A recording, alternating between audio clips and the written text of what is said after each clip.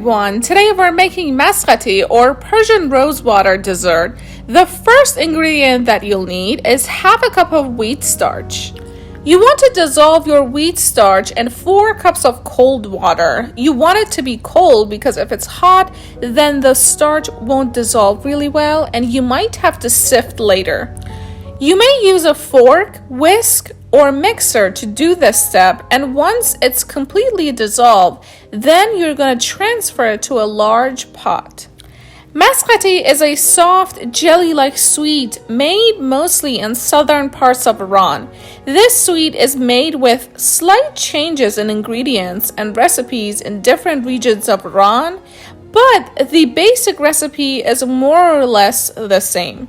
Once you have transferred your wheat starch mixture to the stovetop, you're going to add 1/4 of a cup olive oil or any vegetable oil and stir it.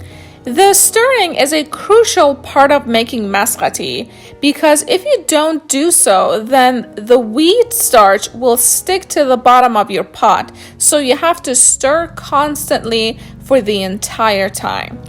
After about 15 to 20 minutes of stirring, your wheat starch mixture will start to thicken up, and that's when you want to add 1 to 2 cups of either granulated sugar or powdered sugar. The entire process of making masghati may take up to 1.5 hours depending on your stove, so you must be patient and stir constantly until your mixture becomes somewhat translucent. Now I'd like to tell you a little bit about the history of masghati, which goes back to about 2 centuries ago, at the beginning of the Qajar dynasty. At that time, one of the chiefs of Slivered County had immigrated to Oman. His grandson used to travel to Oman to visit him. In one of these visits to Muscat, he had learned the recipe of Muscat halwa and brought it back to Iran. Over time, many changes were made to the recipe, resulting in the new dessert that is Persian masghati. As you would guess, the name masghati has come from Muscat, the city which this sweet is inspired from. As you can see, my wheat starch mixture has started to become translucent, and that's when you want to add half a stick of butter. There's no need to melt your butter beforehand because it'll just slowly melt as you stir. The main ingredients of masghati are starch, sugar, and water, which give the sweet its jelly form. Saffron, rosewater, and nuts are other ingredients that give the sweet the special taste of it. After stirring for an hour, you may choose to add 1/4 of a cup slivered almonds. This step is completely optional and you may just skip it. I know some Persian cooks like to add walnuts, but you have to keep in mind that the skin of walnuts will actually change the color of your dessert and make it darker. You want to adjust your heat to medium-low for the entire cooking process. And I know stirring for an hour and a half may seem a little too long, but hey, this is a fabulous Persian dessert that's worth the wait and patience. Unfortunately, my camera stopped recording, but I just added half a cup of rose water to my mixture. You want to do this when it becomes nice and viscous.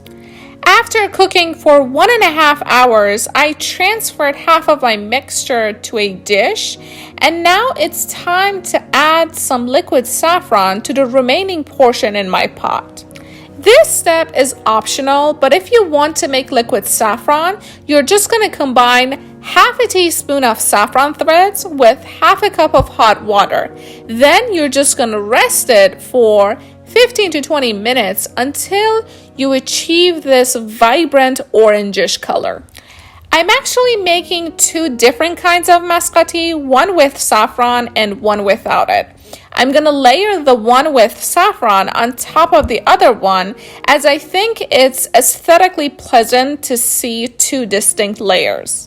Whether you choose to make 2 different kinds of masghati or not, you're just going to pour it in your desired dish and refrigerate it for about 12 to 24 hours.